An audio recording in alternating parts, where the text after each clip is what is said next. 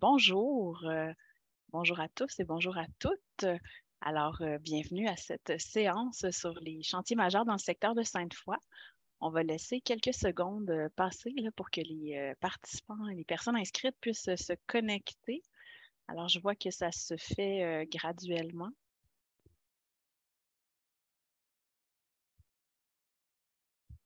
On va attendre encore quelques instants pour s'assurer que tout le monde est là et prêt et prête. Je vois que le nombre se stabilise. Alors, Marie, est-ce que tu crois que c'est le bon moment pour débuter? Alors, oui, là, on est rendu à 37 participants. Je pense qu'on a 38. On en avait un peu plus d'inscrits, mais donc, ça se stabilise. On va commencer, puis il y a peut-être des gens qui vont se joindre à nous là, en cours de rencontre. Alors, à toi la parole, Héloïse. Merci beaucoup. Comme je le disais en début de rencontre, je vous souhaite la bienvenue à cette séance d'information qui concerne les travaux prévus dans le secteur du boulevard Laurier et de la Tête des Ponts. Ça inclut aussi les travaux préparatoires au tramway. Merci d'être là avec nous, de prendre le temps de venir vous informer. Les objectifs de la séance aujourd'hui, c'est d'informer les personnes qui représentent des commerces, des organismes ou des institutions sur la nature et l'échéancier des travaux à venir dans le secteur de Sainte-Foy, mais aussi donner de l'information sur les mesures d'atténuation, les mesures de mitigation mises en place, puis évidemment de répondre aussi à vos questions en lien avec ces sujets-là. Comme je le disais d'entrée de jeu, la séance d'aujourd'hui est destinée aux personnes qui représentent des commerces, des organismes et des institutions. J'ai vu dans les inscriptions qu'il y a certaines personnes qui se sont connectées et inscrites comme citoyennes. Vous êtes les bienvenus pour écouter la présentation. Toutefois, dans la période de questions, on va prioriser les questions qui touchent les préoccupations des commerçants, des organismes et des institutions, puisque la séance leur était destinée. Voilà. Ceci étant dit, je vous annonce que la séance d'aujourd'hui est enregistrée pour mise en ligne sur la page web du projet. Donc, vous pourrez retrouver l'enregistrement dans les prochains jours sur la page web sur laquelle vous vous êtes inscrite.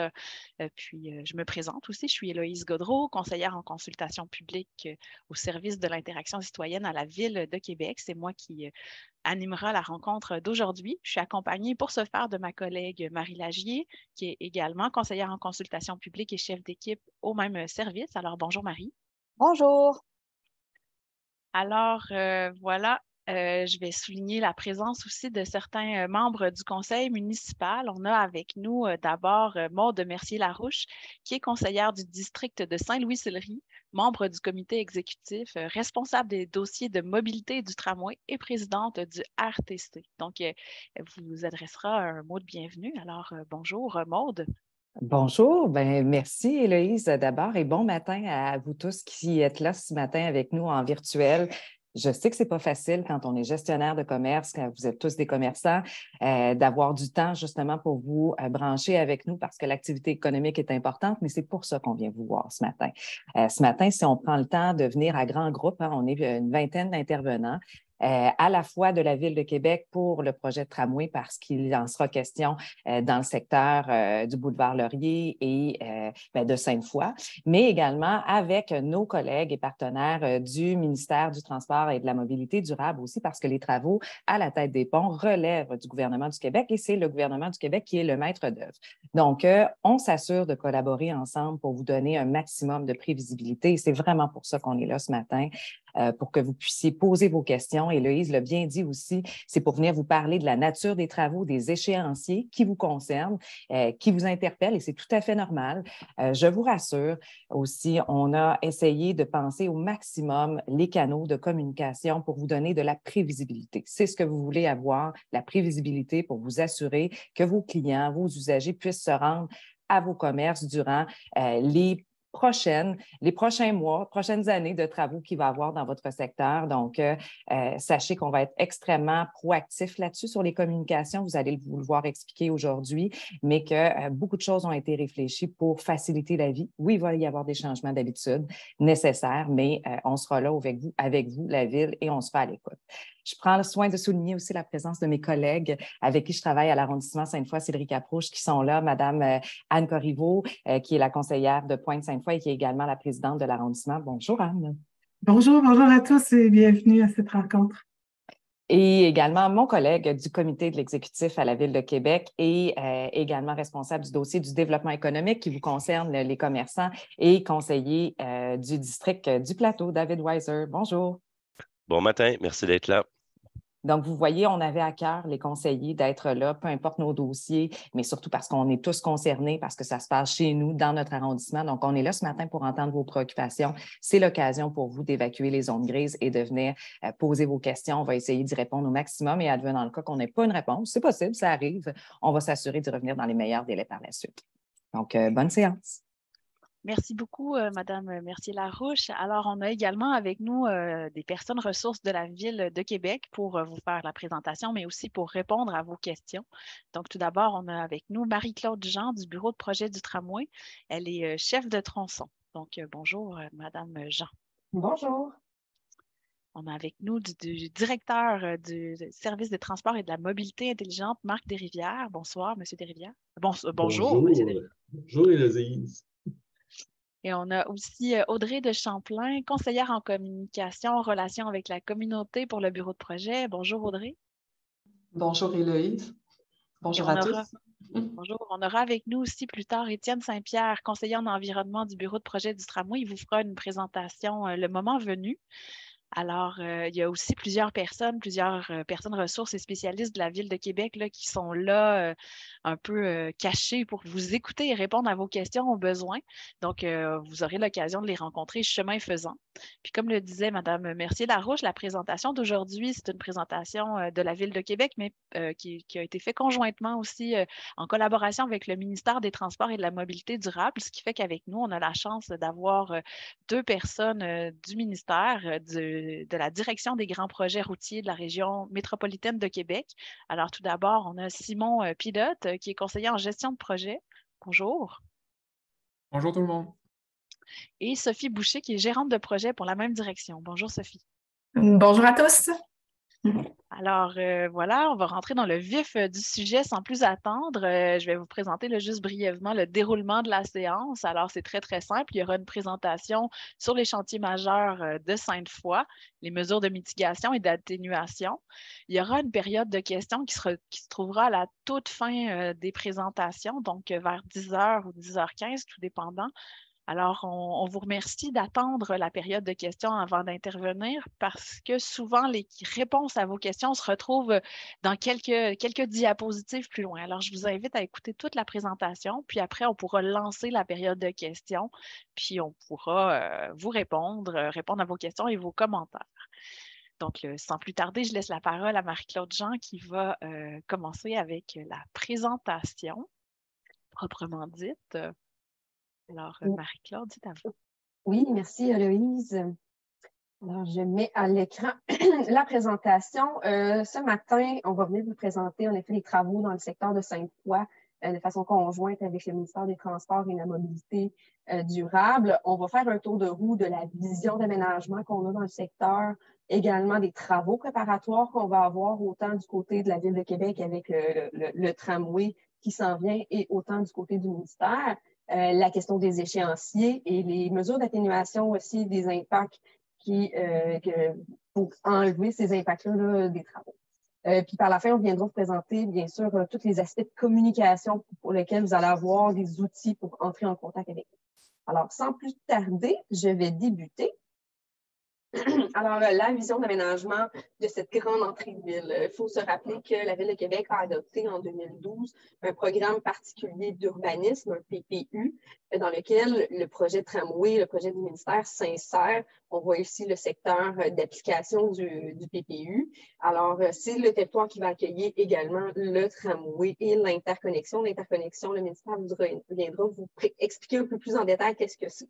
Le tramway, bien sûr, s'insère parfaitement avec les orientations du PPU qui vise à faire une entrée de ville digne de la capitale nationale, digne d'une capitale nationale puis digne d'une ville moderne.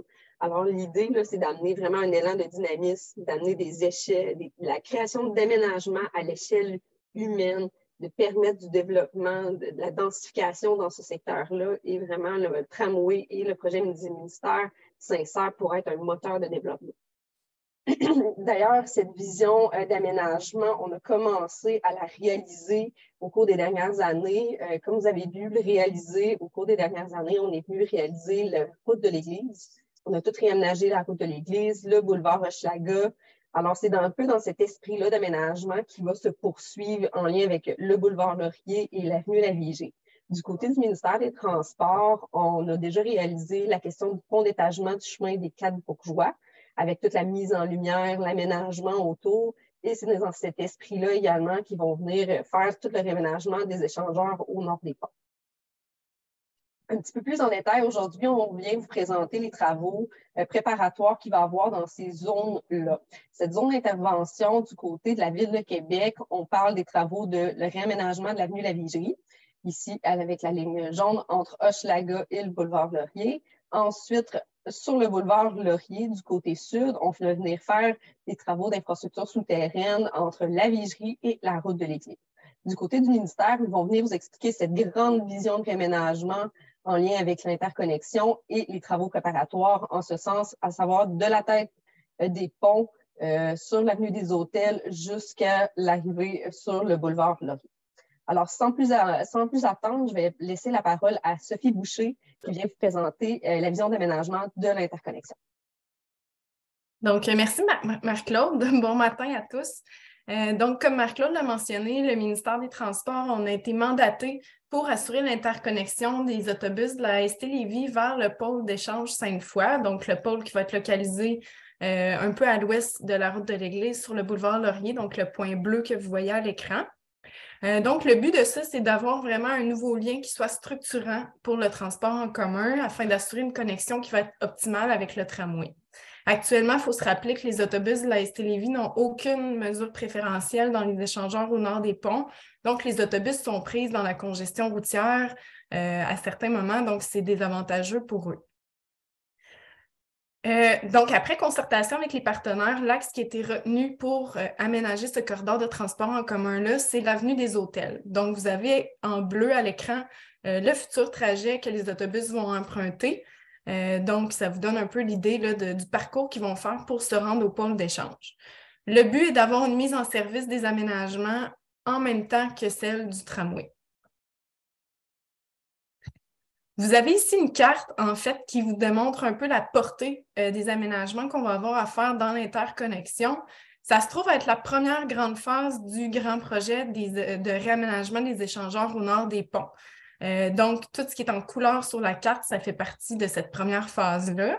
Donc, comme on va venir aménager le corridor de transport en commun sur l'avenue des Hôtels, le but de ça étant de faire un réaménagement complet de cet axe-là. Donc, on va venir le transformer en boulevard urbain. Donc, le but étant notamment de venir l'aménager pour qu'il soit davantage à échelle humaine, donc mieux adapté à l'ensemble des usagers qui vont venir l'utiliser, notamment les utilisateurs du transport en commun, les piétons, les cyclistes et les usagers de la route. C'est important à mentionner, on a quand même des infrastructures majeures qui vont venir être implantées dans cette phase-là de travaux. Notamment, on va venir construire un pont d'étagement au-dessus de la voie ferrée, donc sur l'avenue des Hôtels. Donc, actuellement, les usagers passent au niveau de la voie ferrée. Maintenant, on va venir passer par-dessus. Donc, on va venir aménager une nouvelle structure. La pente de l'avenue des Hôtels va être de beaucoup adoucie, ce qui va être avantageux pour l'ensemble des usagers. Plus au nord, lorsqu'on va connecter sur le boulevard Laurier, donc vous avez peut-être eu l'information dans les médias dernièrement, donc il va y avoir un tunnel qui va être aménagé pour le passage des autobus sous l'intersection Laurier-La Vigerie. Donc, c'est une infrastructure quand même majeure qu'on va venir construire dans ce secteur-là. Donc, ce que vous voyez à l'écran, vous avez le trait plein qui illustre vraiment la portion qui va être en tunnel et les pointillés de part et d'autre, c'est les endroits où on va venir tranquillement descendre pour passer en tunnel à l'intersection. Si on y va maintenant plus précisément par différentes composantes, donc au niveau du transport en commun. Donc, le corridor d'autobus, les autobus vont continuer d'utiliser le pont de Québec comme actuellement. Les voies réservées vont débuter dans les bretelles lorsqu'on sort vers l'avenue des Hôtels. Il va y avoir un premier arrêt pour les autobus de Lévis à la sortie des bretelles, donc pour améliorer la desserte notamment de l'Aquarium du Québec. Donc, c'est le premier point bleu que vous voyez sur la carte. Dans ce secteur-là, le corridor autobus va être inséré au centre de l'avenue des Hôtels. Donc, un peu comme sur l'image A que vous avez à gauche de l'écran, vous voyez le corridor autobus dans les deux directions qui va être aménagé au centre. Il va y avoir des séparations physiques. Donc, dans ce secteur-là, on va avoir des abris d'autobus qui vont être entre les voies d'autobus et les voies routières. À d'autres endroits, il va pouvoir y avoir, par exemple, des plantations. Et de part et d'autre, on va avoir les voies de la route. Il est important de mentionner que l'avenue des Hôtels va demeurer à une voie dans chaque direction. Lorsque vous voyez sur les dessins qu'il y a deux voies pour les autos à certains endroits, c'est parce qu'on va avoir à certains endroits des voies de virage à l'approche de certaines intersections. Donc, c'est dans ces cas-là que vous voyez apparaître là, deux voies. Autrement, on garde vraiment une voie comme actuellement sur l'ensemble de l'axe. Si on monte plus vers le nord, on va avoir aussi un nouvel arrêt qui va être implanté au chemin Saint-Louis. Donc, cet arrêt-là va permettre une nouvelle connexion avec les parcours du RTC qui passent sur le chemin Saint-Louis. Donc, ça va être aussi un arrêt là, avec des abris d'autobus et tout ça qui vont être implantés. Donc, on est toujours au centre des voies à ce niveau-là. On poursuit vers le nord, donc on va être toujours au centre. Et dans le secteur de la rue Chambalon, il va y avoir un changement de configuration. Donc, les autobus à cet endroit-là vont s'en aller plutôt du côté gauche des voies routières, donc à l'ouest. Donc, c'est l'image comme vous voyez sur la petite image B à gauche. Donc, les autobus à gauche et l'avenue des Hôtels qui va demeurer semblable actuellement à droite. Lorsqu'on s'en va vers le boulevard Laurier, donc là où les pointillés vont débuter, comme je le mentionnais tantôt, c'est là où les autobus vont commencer leur descente pour arriver vers le tunnel. Donc, il va y avoir des murs tranquillement qui vont apparaître de chaque côté, ce qu'on appelle une trémie.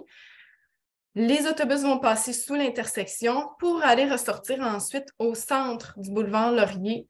Donc, vous avez sur l'image C un peu l'image qu'on va avoir à la sortie du tunnel, donc lorsqu'on va être en trémie au centre du boulevard Laurier. Donc, les autobus vont sortir au centre du boulevard et vont ensuite aller connecter vers le pôle d'échange Sainte-Foy qui va être en haut où est-ce qu'il y a le point bleu. Si on va à la diapo suivante, donc on a un zoom là, sur le tunnel pour faciliter la compréhension. Donc, ce que vous voyez à l'écran avec les pointillés, c'est vraiment les descentes, comme je le disais tout à l'heure. On va avoir les autobus dans les deux directions.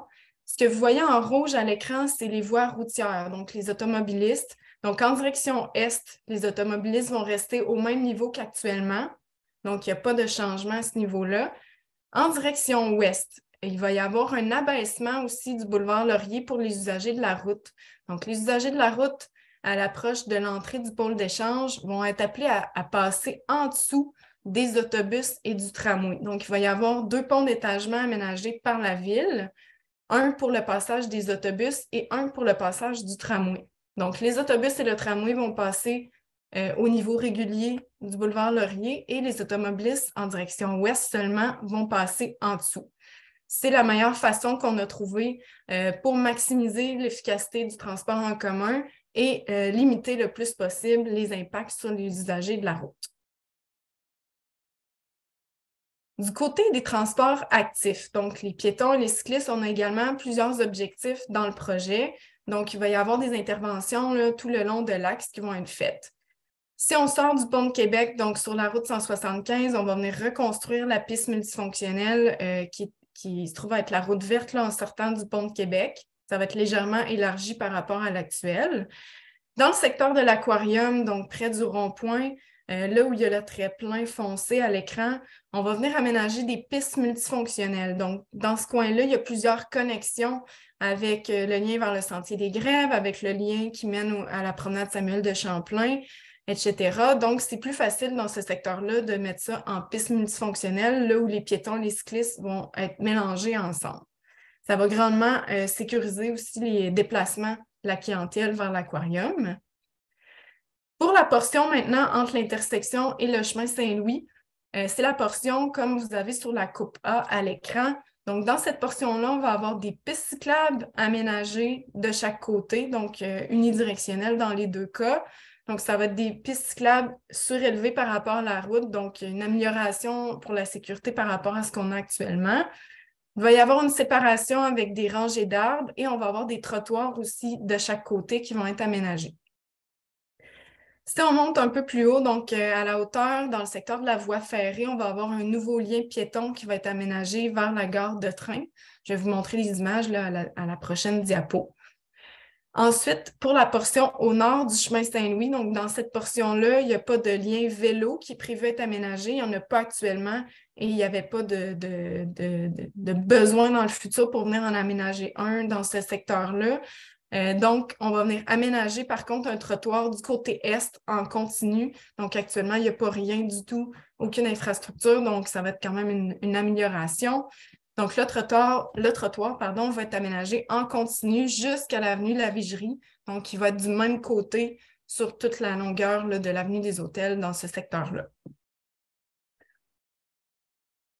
Si on passe maintenant au fameux lien piéton vers la gare, donc vous avez des images ici qui vous démontrent un peu le parcours qu'on va faire. Donc, sur l'image 1, c'est une vue un peu à vol d'oiseau, si on veut. Donc, c'est comme si on est dans le secteur des bretelles et qu'on regarde vers la voie ferrée. Donc, le lien va partir de l'avenue des Hôtels. Donc, l'avenue des Hôtels qui va être quand même plus haute que ce qu'on a aujourd'hui avec le nouveau pont d'étagement. Donc, on va partir tranquillement à niveau avec l'avenue des Hôtels et on va descendre en zigzagant pour avoir des pentes le plus douces possible pour se rendre tranquillement vers la gare.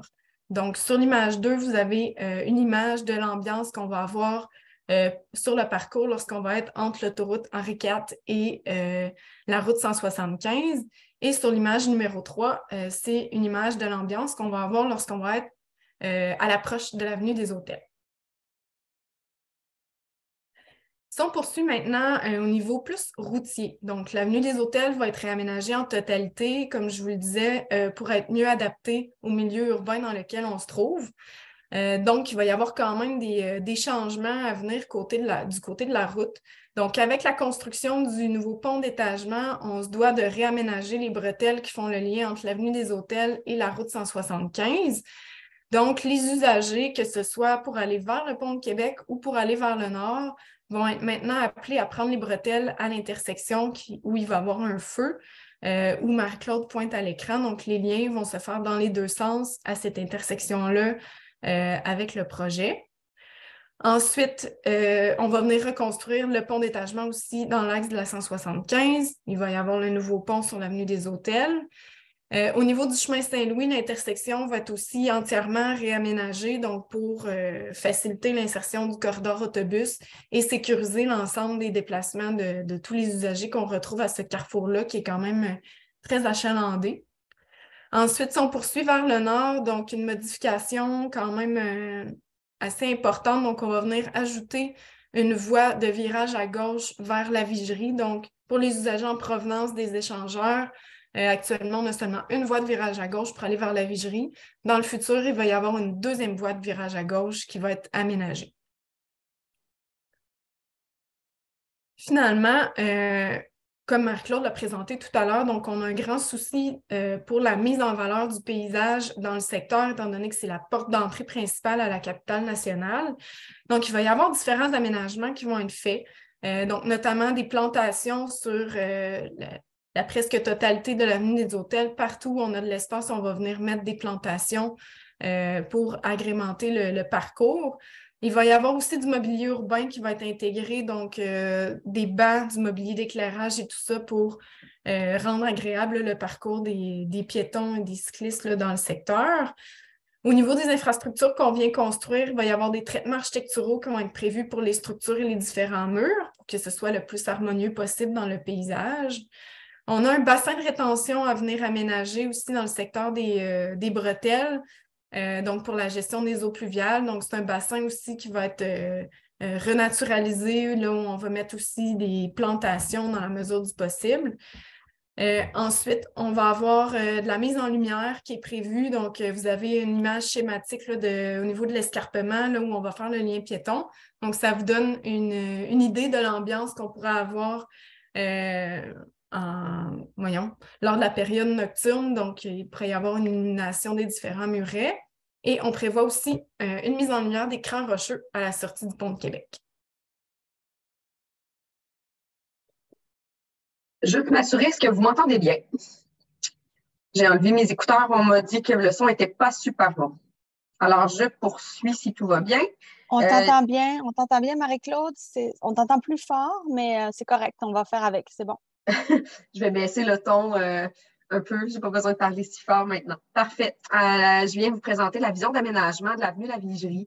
Dans le fond, comme je vous mentionnais un peu dans la vision des orientations du PPU, l'objectif de réménagement de l'avenue La Vigerie, c'est vraiment un réménagement pour emmener un environnement beaucoup plus urbain, l'ajout de végétation. En termes de mobilité, on rajoute, des trottoirs élargis, un lien cyclable sur une partie et on ajoute une voie automobile par direction. Alors, 2 voies au total. On passe de l'avenue La Vigerie de 2 voies à 4 voies.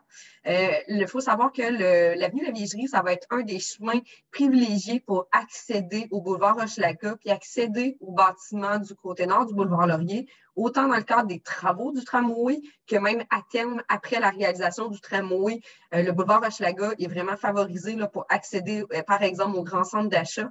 Alors, c'est pour ça que l'avenue La Vigerie va être élargie pour permettre une meilleure mobilité de tous les usagers. Également, l'avenue La Vigerie va être aménagée pour tenir compte des développements futurs qui vont avoir lieu dans ce secteur-là. Un peu plus en détail, on voit un plan du réménagement. Je vais partir du boulevard Hochelaga pour expliquer vers le boulevard Laurier.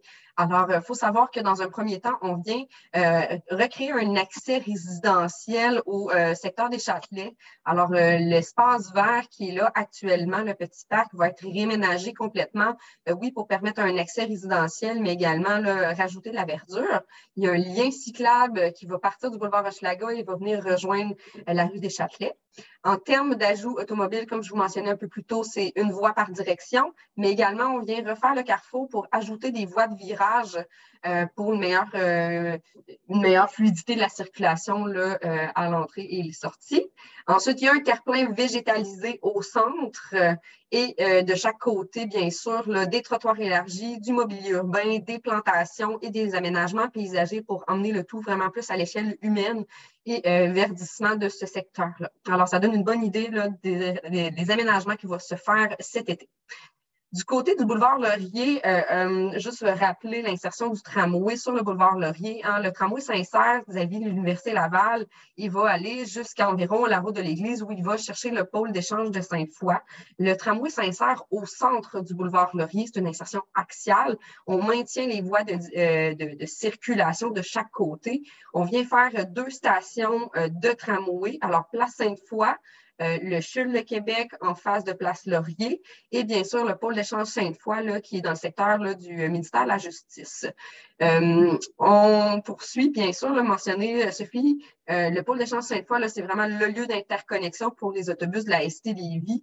Il faut savoir que les autobus de la ST Lévis, à terme, vont s'arrêter au pôle d'échange de Sainte-Foy. Ils ne circuleront plus jusqu'à la colline parlementaire, par exemple. Alors, c'est le lieu d'échange. Pour voir un peu plus en image ce réaménagement du boulevard Laurier, d'en faire une signature distinctive justement là, dans cette vision du PPU.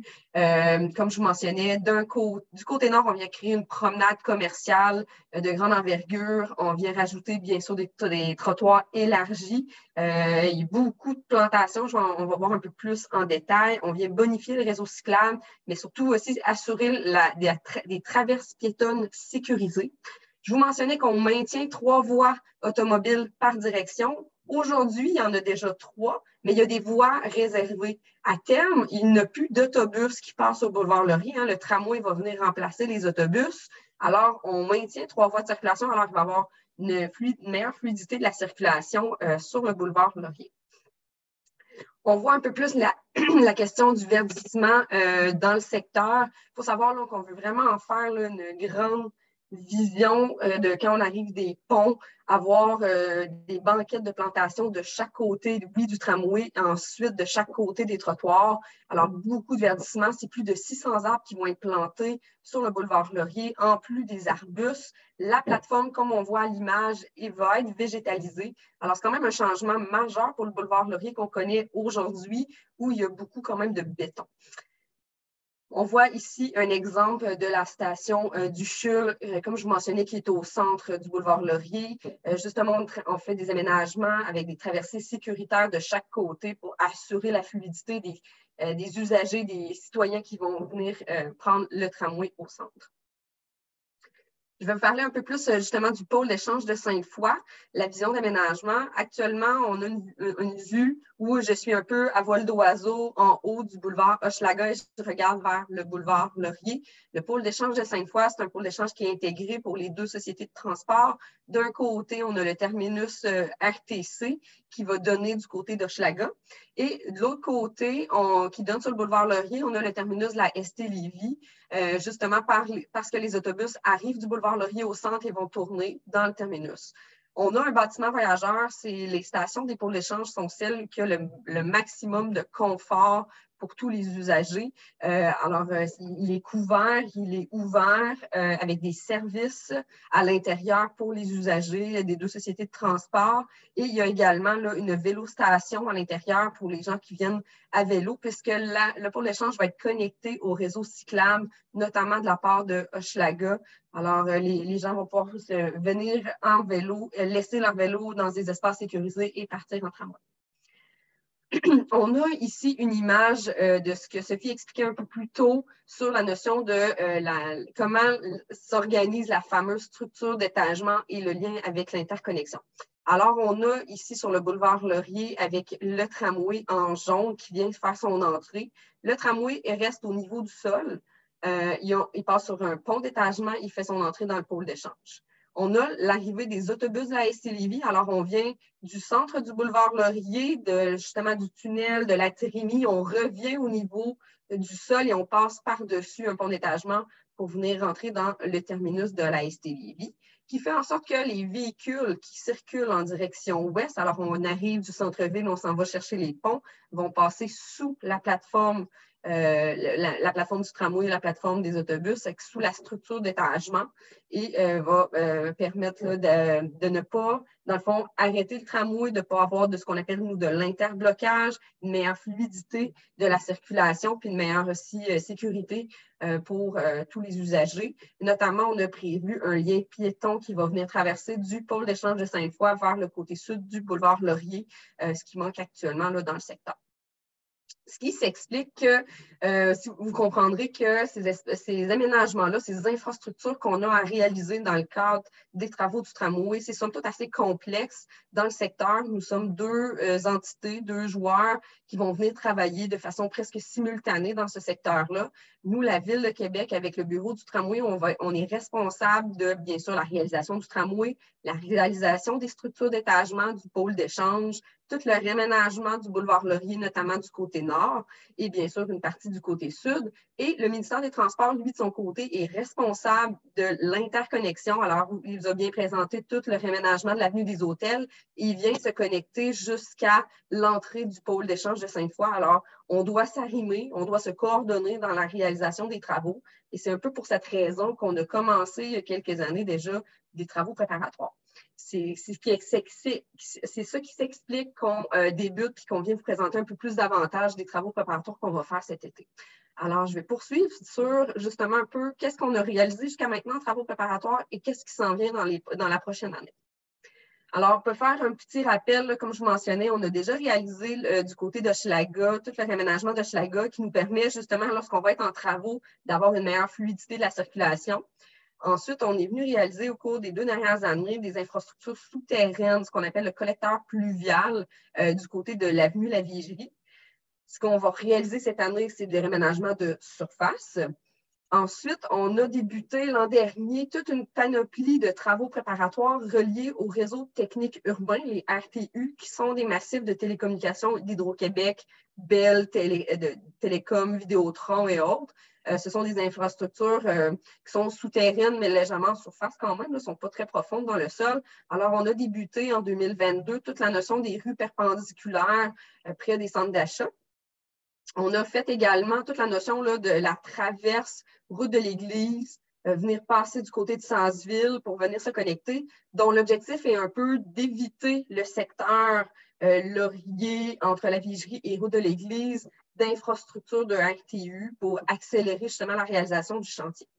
Maintenant, ce qui nous reste à faire en termes de RTU, on est en train de finaliser ce qu'on appelle la phase longitudinale, juste en façade des centres d'achat.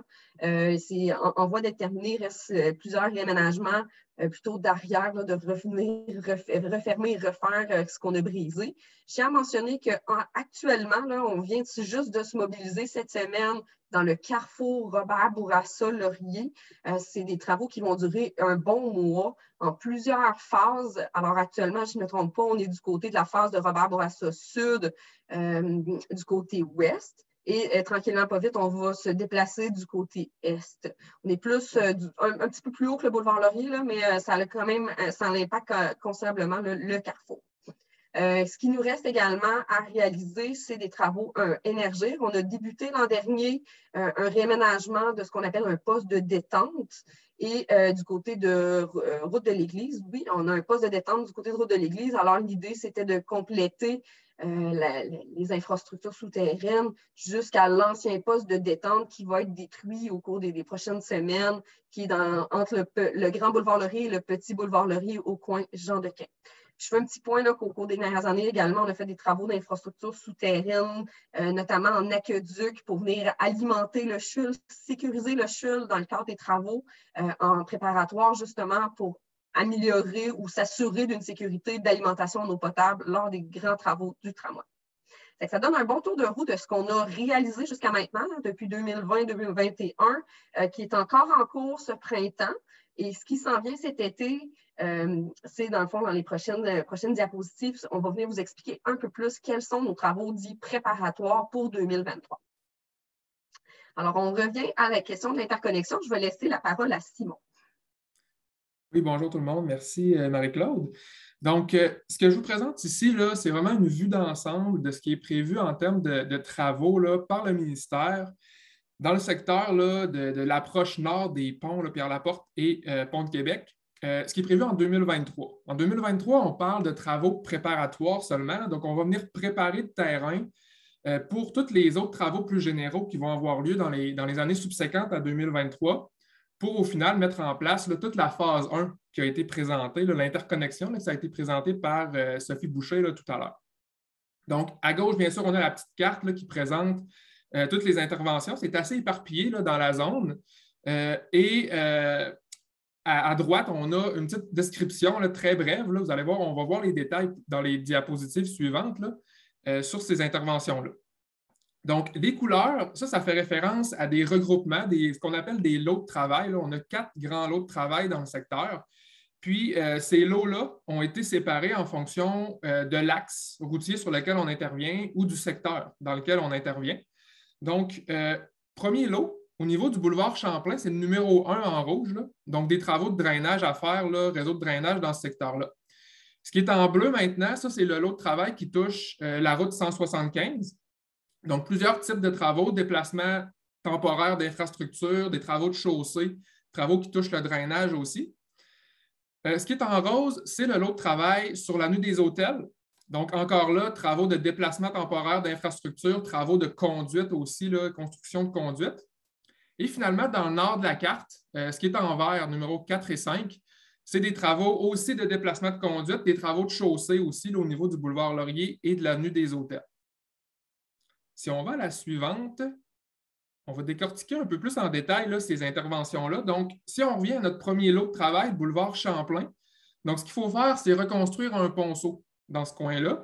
Donc, c'est un ponceau actuellement qui est en fin de vie utile. C'est pour ça qu'il faut le reconstruire. Puis, c'est quand même un ponceau très important parce qu'il permet, c'est la principale sortie, en fait, de tout le réseau de drainage pluvial qui draine l'autoroute Henri IV. Donc, en même temps qu'on fait cette reconstruction-là, bien sûr, on va démolir l'ancien ponceau. Puis, on va aussi faire quelques aménagements paysagers pour cadrer dans l'objectif de mise en valeur visuelle de l'entrée de la capitale, comme ça a été présenté par Sophie Boucher tout à l'heure.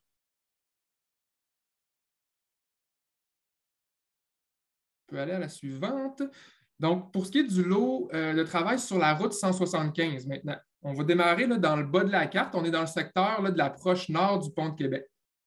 Le numéro 2, on fait des déplacements de câbles de télécommunication et de la piste multifonctionnelle là, pour les piétons et les cyclistes qui passent le long de la route 175 dans ce coin-là. Ça, on va dévier tout ça sur le secteur, sur le terrain de l'aquarium, temporairement, pour nous permettre de faire le numéro 10. Le numéro 10, c'est des travaux plus de chaussée.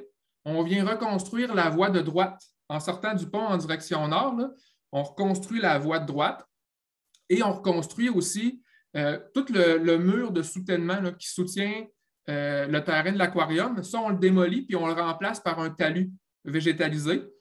Puis il y a aussi certains travaux d'excavation là, dans l'escarpement rocheux dans ce coin-là. Donc ça, c'est le numéro 10. Un petit peu plus vers le nord, c'est un ouvrage de rétention souterrain, donc entre la clinique et la route 175. Là, c'est pour aider à la dynamique là, du drainage pluvial dans le secteur. Et finalement, le numéro 7, on reconstruit la bretelle du chemin Saint-Louis jusqu'à la direction sud de la route 175.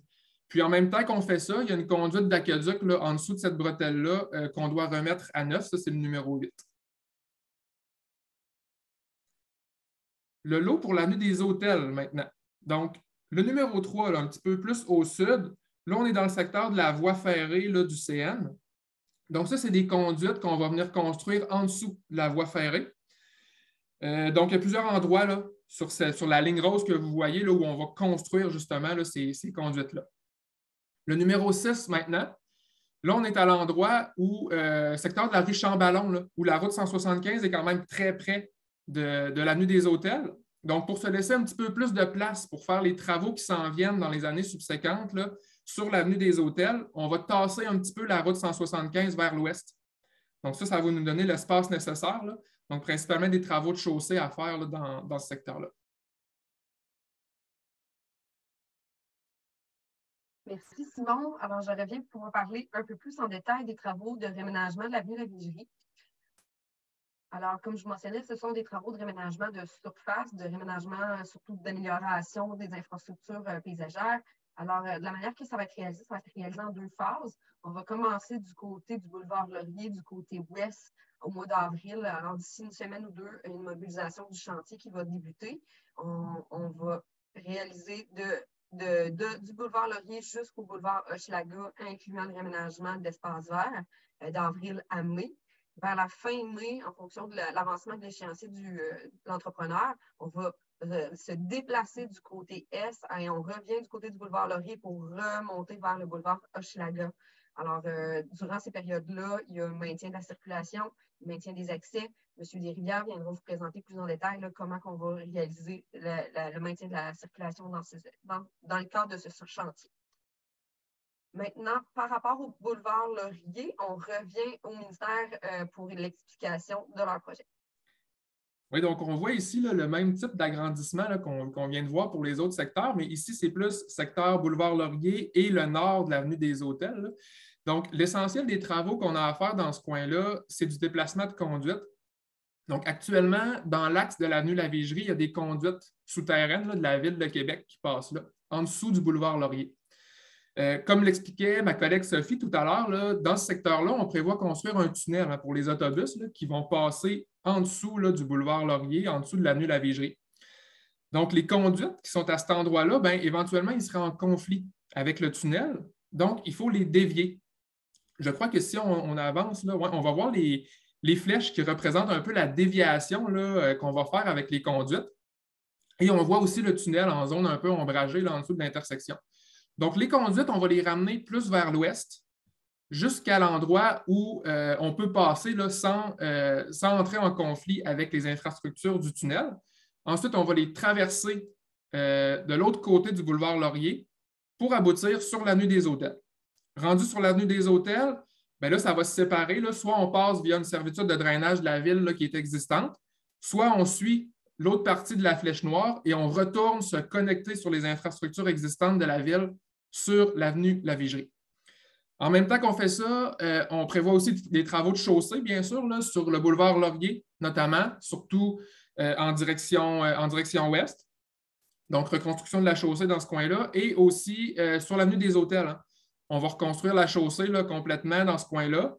La partie la plus à l'est, là, le premier angle droit là, autour de l'auberge Québec, Ça, en 2023, travaux préparatoires, ça va être construit de façon permanente, donc on ne reviendra plus. Mais pour la petite portion qui longe le boulevard Laurier, là, en face de l'hôtel Québec, ça, on va le construire de façon partielle. On va devoir revenir dans les années subséquentes, lorsqu'on va construire le tunnel, notamment, là, pour finaliser la chaussée là, à cet endroit-là. Merci, Simon. Maintenant, du côté de la ville, on est de l'autre côté de l'avenue La Vigerie. On est du côté sud du boulevard Laurier. Les travaux préparatoires, ce sont des travaux de réseau d'aqueduc et d'égouts. Ce sont des réseaux majeurs. Alors, on vient les refaire complètement. On vient de changer la grosseur. On vient faire une construction d'une conduite pluviale de rétention majeure qui vient justement se déverser dans ce qu'on a réalisé au cours des dernières années, qu'on appelle le collecteur Longchamp. On vient redimensionner une conduite d'aqueduc pour répondre aux besoins du secteur en développement.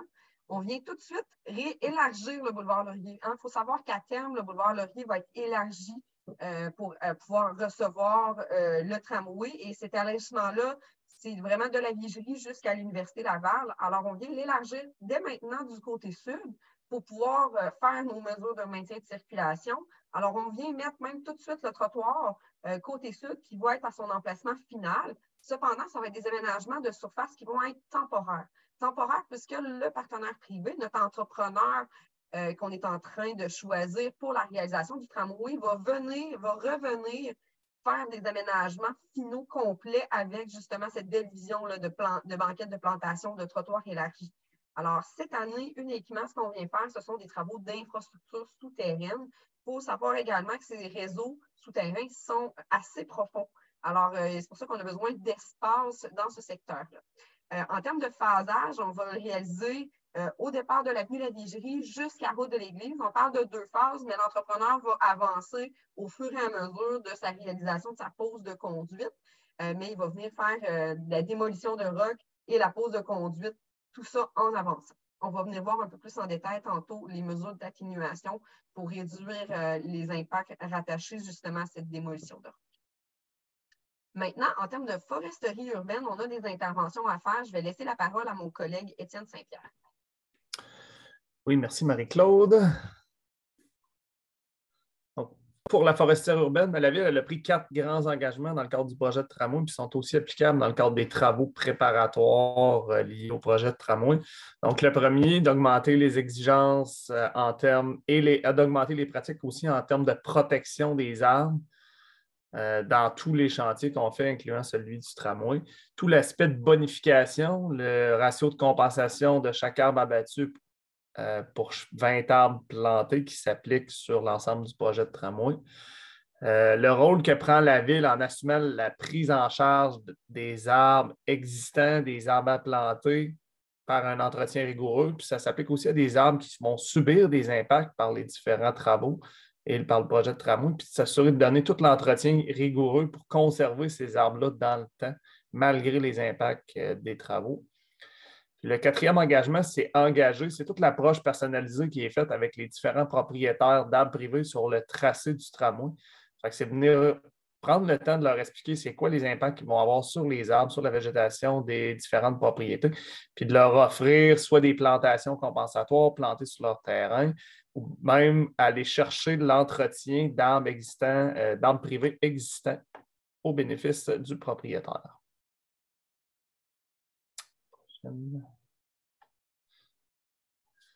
Donc, pour les 2 travaux préparatoires qui sont à réaliser sur la Vigerie et sur le boulevard Laurier, il y a 109 arbres qui sont impactés, pour lesquels 44 % sont protégés et ou transplantés. C'est des arbres qui vont perdurer dans le temps malgré les travaux. Ils vont recevoir tous les soins et les mesures de protection adéquates. Par contre, il y a quand même 61 abattages qui sont requis pour soit les travaux d'excavation ou les modifications géométriques liées aux 2 projets. Ce qui est bon à savoir aussi, c'est que la Ville, dans son ratio de compensation et dans toute sa plantation d'arbres d'alignement, elle prend déjà de l'avance dans certains quartiers, voire même à proximité du projet de tramway, pour réaliser des plantations. À cet effet, en 2023, c'est 563 arbres qui sont prévus de planter dans les 3 quartiers visés par les différents projets qui vous ont été présentés. Du côté de l'avenue des Hôtels, donc on n'a pas des statistiques aussi précises là, sur le nombre d'arbres qui pourraient être touchés, ceux qui seront replantés parce que la conception est encore en cours. Par contre, on a quand même des intentions là, d'améliorer les plantations dans le secteur. Donc, à ce stade-ci, ce qu'on peut vous dire, entre autres, tantôt j'en ai parlé un petit peu, on va ajouter partout où c'est possible des banquettes de plantation le long de l'avenue des Hôtels, donc des lignées d'arbres dans le même esprit que ce qui va être fait sur le boulevard Laurier. On prévoit aussi insérer des bacs de plantation sur le nouveau pont d'étagement qu'on va venir aménager sur l'avenue des Hôtels. Ensuite, tout à l'heure, je vous ai parlé aussi d'un bassin de rétention qu'on a aménagé dans le secteur plus au sud, là où il y a les bretelles. Donc, actuellement, c'est un espace qui est utilisé comme stationnement.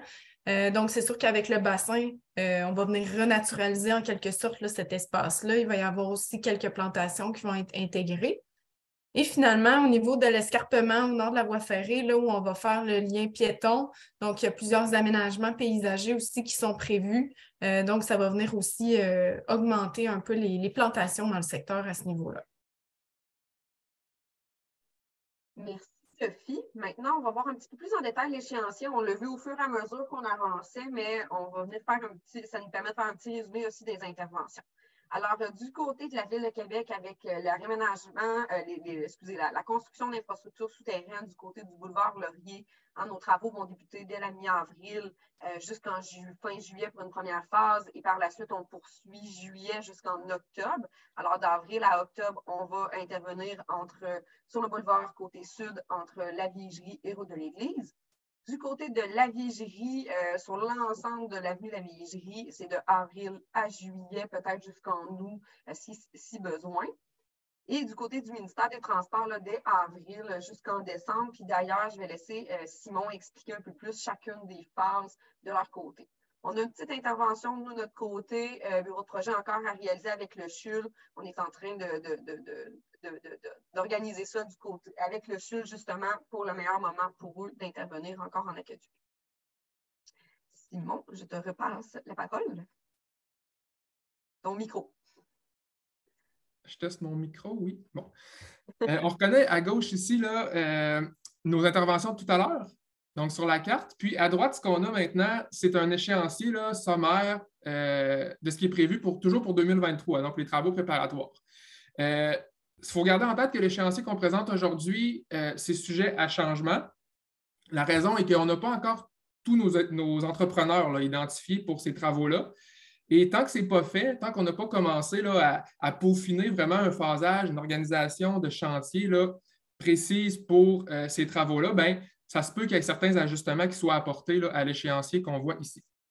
Donc, si on revient avec notre premier lot de travail, le boulevard Champlain, là, numéro 1 en rouge, des travaux qui ont débuté la semaine passée, là, si vous passez dans le secteur, vous allez le voir, ça va se poursuivre jusqu'en septembre 2023.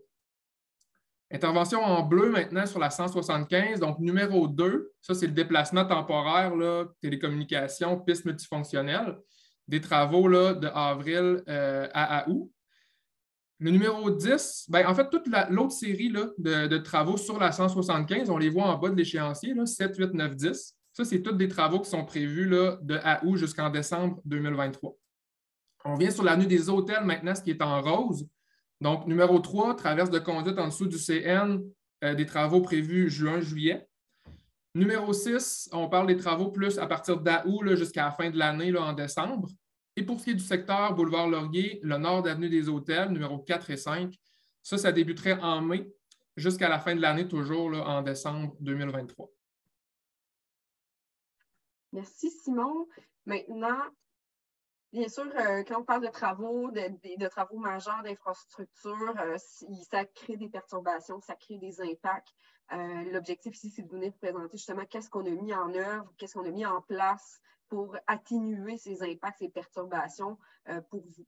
Alors, on va commencer sur la question de la mobilité, puis par la suite sur la question des bruits et vibrations. Du côté de la mobilité, on repasse la parole au ministère. Oui, donc, bien, premièrement, ce qu'on voit ici, c'est des mesures vraiment générales là, qui s'adaptent à toutes les interventions qu'on a vues dans le secteur là, pour ce qui est du ministère. Donc, c'est certain qu'on maintient tous les accès, que ce soit aux résidences, commerces. On parle aussi d'équipements touristiques, là, notamment pour inclure l'aquarium. le maintien de ces accès-là peut se faire par des détours alternatifs, mais aussi là, quand c'est nécessaire par la construction d'accès temporaires, par exemple. Au niveau des itinéraires alternatifs, c'est sûr que dans le secteur, on peut user réseau routier du ministère, et aussi, là, quand c'est nécessaire, réseau routier municipal. On maintient tout ce qui est corridor piétons cyclistes en tout temps là, pour ce qui est des travaux préparatoires. Maintien des parcours d'autobus de la Société de transport de Lévis aussi, ça c'est prévu. Puis, on l'a dit un peu d'emblée là, en début de la rencontre, mais il y a une grosse coordination qui est faite avec tout ce qui est prévu en projet à l'approche nord des ponts, là, que ce soit les projets de la Ville de Québec, mais aussi les autres projets du ministère là, prévus près des ponts, sur les ponts, puis même sur la rive sud. Là, donc, on se coordonne à ce niveau-là. De façon plus spécifique maintenant, donc, vous allez voir, je vais parler un peu d'entrave. Il faut encore une fois garder en tête que ce qu'on vous présente aujourd'hui, c'est le portrait en fonction des données qu'on a actuellement. Donc, c'est vraiment les grandes lignes au niveau des entraves, mais encore une fois, quand on va identifier nos entrepreneurs, on va travailler avec eux sur les phasages vraiment plus précis. C'est possible qu'il y ait certains ajustements qui soient apportés à ce qu'on vous présente aujourd'hui. Le secteur de la route 175, donc tout ce qui était bleu là, tout à l'heure sur la carte, si on commence près du pont de Québec, donc je vous disais qu'on allait reconstruire la voie de droite en direction nord en sortant du pont. Donc, c'est sûr que durant les travaux qu'on va faire dans ce secteur-là, on va fermer la voie de droite. Là, donc, il y aura seulement 2 voies sur 3 de maintenues pour pas mal toute la durée là, de ces travaux-là. C'est possible pour certaines occasions, certains travaux plus spécifiques, on va devoir fermer 2 voies sur 3 là, à l'approche nord du pont de Québec. Mais ça, c'est vraiment plus spécifique pour des périodes, là, pour de courtes périodes. Puis, c'est sûr qu'on va rester en dehors des périodes de pointe aussi là, pour faire ces travaux-là. Sinon, un petit peu plus au nord, je vous disais tout à l'heure qu'on allait reconstruire totalement la bretelle du chemin Saint-Louis vers la route 175 en direction sud. Donc, cette bretelle-là va être fermée pour la durée des travaux. Mais il y a un détour alternatif un petit peu plus au sud. Là. Il y a la bretelle qui permet de faire le même mouvement là, via l'avenue des Hôtels. Un petit peu plus au nord maintenant, donc la bretelle qui permet de passer de la direction nord de la route 175 vers le boulevard Laurier. Ça va être fermé aussi là, quand on va faire les travaux de déplacement temporaire de la route 175. Et en direction sud, en provenance de Laurier, cette fois-ci vers le pont de Québec, bien, il va y avoir 1 voie sur 2 là, de disponible. Il y aura des détours qui vont être proposés là, pour pallier là, aux mouvements qui seront coupés par ces travaux-là. Sinon, je le disais tout à l'heure, coordination avec les travaux sur les ponts aussi, là, puis aux approches là, et aussi au sud des ponts, ça c'est prévu. Puis la route verte, on l'a vu tout à l'heure, là, mais le corridor va être maintenu, hein, ce qui traverse le pont de Québec. Là. On va le détourner temporairement via le terrain de l'aquarium. Donc, ça va être maintenu, puis les gens vont arriver directement sur l'avenue des Hôtels pendant qu'on fait les travaux à l'approche du pont de Québec. Merci. Je poursuis le secteur du boulevard Champlain maintenant. Donc, c'est certain qu'on reconstruit le ponceau, hein, puis ça passe en dessous du boulevard Champlain, en dessous des bretelles. Donc, sur le boulevard Champlain, il y aura des fermetures partielles de voies. Certains secteurs où on peut dévier là, les voies pour contourner les zones de travaux, mais il y aura des fermetures complètes à prévoir là, pour des courtes périodes, par contre, là, pour des interventions plus spécifiques en dessous des voies. Un peu la même chose pour les bretelles, entre l'autoroute 73 direction sud et le boulevard Champlain. On se dépêche de faire ces travaux-là le plus rapidement possible, là, mais il y aura des petites fermetures là, pour des courtes périodes prévues pour ces bretelles-là, avec des détours, bien sûr. Et on maintient toujours l'accès à l'aquarium de Québec avec des détours là, si nécessaire. Merci, Simon. On va passer la parole à monsieur. Excuse-moi, Simon. J'en ai un autre. T'en as encore. Je m'excuse. Oui. Donc là, c'est le boulevard Laurier maintenant. Donc, sur le boulevard Laurier, notre ligne directrice, c'est de conserver 2 voies automobiles par direction en presque tout temps. Mais tout à l'heure, je vous disais qu'il faut traverser des conduites. Il faut faire traverser des conduites en dessous du boulevard Laurier, un petit peu plus à l'ouest de l'intersection avec la Vigerie. Là. Donc, quand on va traverser, il y a certains moments où on va devoir fermer 2 voies sur 3, donc une seule voie là, automobile qui serait disponible, mais c'est vraiment pour de courtes périodes, des interventions plus spécifiques, et il y aura des détours là, disponibles, notamment par Hochelaga, là, pour ceux qui sont en provenance de Duplessis. On le répète encore, coordination avec les travaux de la ville, surtout dans le secteur Laurier, c'est important. On est très près des travaux là, de la ville dans ce coin-là. Puis, au niveau de la clientèle, hôtel, commerce, on prévoit des annonces, des panneaux particuliers, hein, parce que on est soucieux là, de la dynamique économique de ce secteur-là. Donc, il faut s'assurer que les gens puissent se rendre, malgré les travaux, malgré les entraves, aux hôtels et au commerce dans ce coin-là. Et je termine avec l'avenue des hôtels. Donc, l'avenue des hôtels pour le secteur près de Laurier, là, on va devoir la fermer, mais ça va se faire en petites sections. Donc, c'est un phasage particulier là, qui a été identifié pour ça. Ça, c'est pour permettre que pour chaque fermeture, il y ait au moins un accès au commerce, aux hôtels et aux résidences qui soit disponible là, malgré les travaux. Donc, on parle bien sûr accès alternatif aussi là, quand c'est nécessaire, puis encore une fois, des annonces là, pour diriger les gens. Donc, soit passer par la Vigerie ou vers le sud là, via l'avenue des hôtels là, pour accéder à ce secteur-là. Merci, Simon. Alors, je passe la parole à Marc Desrivières pour parler de le maintien de la circulation du côté de la Ville de Québec. Merci, Marie-Claude. Alors, évidemment, chaque chantier, chaque phase d'un chantier, il y a une réflexion puis il y a une stratégie de gestion de la mobilité qui est élaborée. Cette stratégie-là, elle prend en considération le mode de réalisation, mais aussi la période de réalisation du chantier. Et elle intègre des actions à la fois pour les voitures, les piétons, les vélos, le stationnement lorsque c'est un enjeu, le transport en commun, les livraisons, les véhicules d'urgence. Et ça nous permet pour chaque chantier, chaque phase de chantier, d'identifier des mesures d'atténuation sur le site du chantier, mais souvent en périphérie du projet. Et ça nous amène, et on en parlait il y a quelques instants, à faire une très bonne coordination avec nos partenaires, mais aussi avec les donneurs d'ouvrages, de façon à ce qu'on ait une stratégie, une approche intégrée pour éviter là, la notion du chantier dans le chantier. Alors, quand on fait notre exercice sur le boulevard Laurier, la clause de mobilité minimale qu'on a établie, c'est le maintien de 2 voies de circulation par direction. Alors, essentiellement, comme le ministère aussi a cette approche-là de maintien de 2 voies de circulation par direction, il y a une cohérence qui s'installe et on devrait avoir là un corridor de déplacement qui est efficace.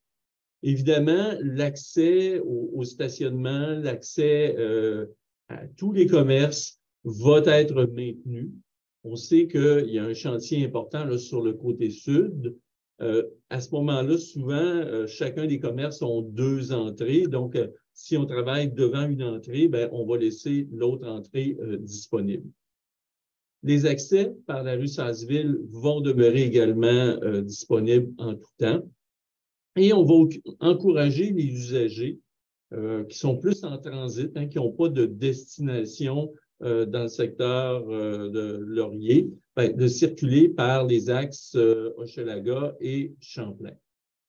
Maintenant, concernant l'avenue de la Vigerie, de ce côté-là, on l'a vu tout à l'heure dans la présentation de Marie-Claude, ça va se faire en 2 phases. Donc, on va maintenir, quelle que soit la phase, une voie de circulation par direction.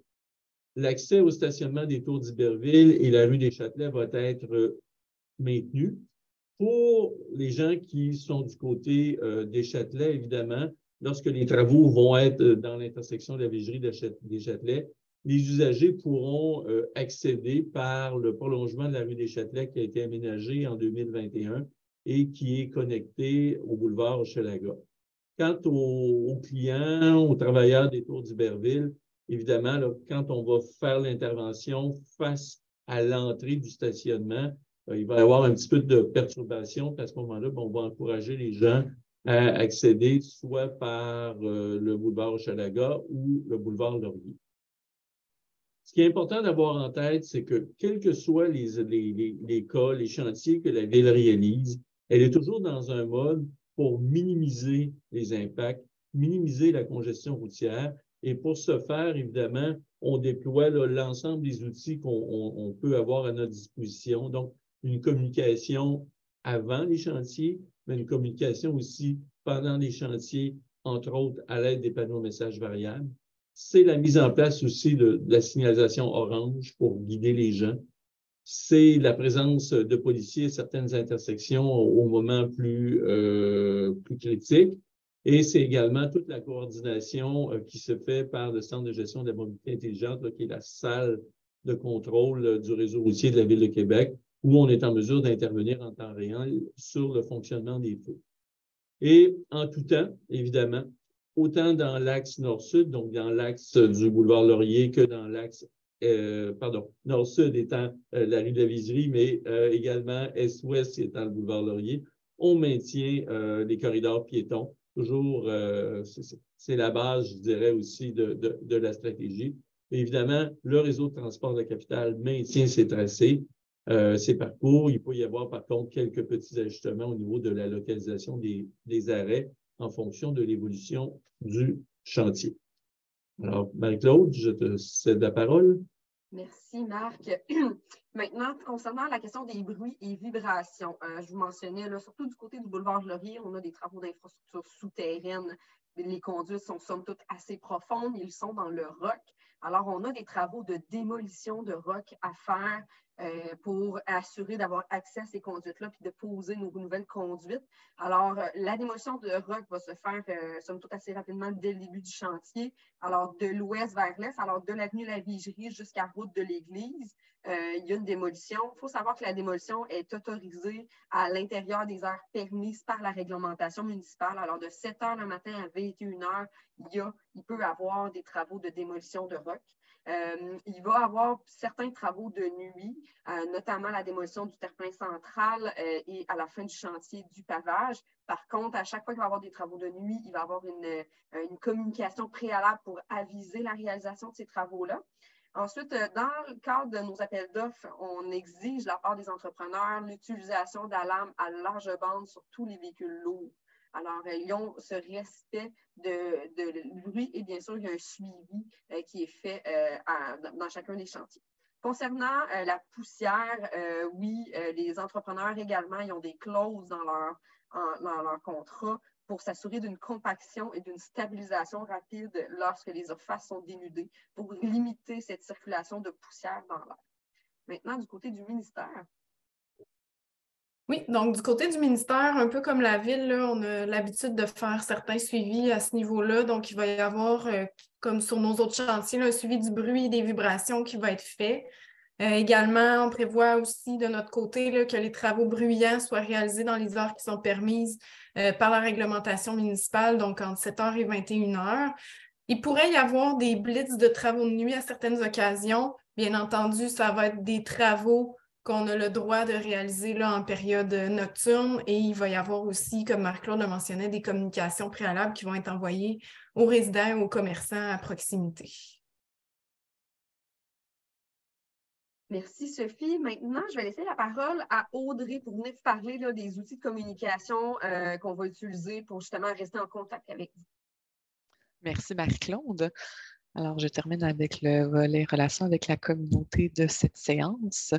Donc, dans le cadre de la réalisation des grands chantiers pour l'année 2023, on déploie des moyens de communication qui sont assez terrains, diversifiés et complémentaires les uns aux autres afin de rejoindre un maximum de gens pour les informer sur l'état d'avancement des travaux et sur la réalisation des grands projets, comme on le fait avec vous aujourd'hui ce matin, que ce soit par la tenue de séances d'information, des rencontres de proximité, donc des rencontres selon la demande et selon des enjeux particuliers. Que ce soit par de l'info à portée de main, que sont des infolettres de chantier auxquelles vous pourrez vous abonner, la distribution de dépliants porte à porte selon les zones de chantier de travaux. On alimente également nos plateformes web et nos réseaux sociaux. On a aussi la ligne du 3.1, laquelle je vais vous parler plus en détail dans quelques minutes. On a l'affichage sur les chantiers et on s'assure également de garder le lien avec vous en tout temps par l'entremise de nos agents de service à la clientèle sur le terrain. Donc, on a une équipe qui est spécifiquement dédié au secteur Sainte-Foy.